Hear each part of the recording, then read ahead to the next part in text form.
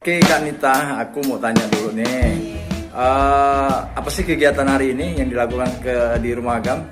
Oke, hari ini kita mau membongkar dengan pendekatan psikologi edukasi ketika mereka di masa kecil dulu, apakah ada terjadi traumatik, apakah terjadi ada kisah pilu, apapun itu, kita mau memberikan sebuah terapi namanya forgiveness terapi, terapi memaafkan yang bisa diaplikasikan untuk siapapun juga, bukan hanya remaja saja.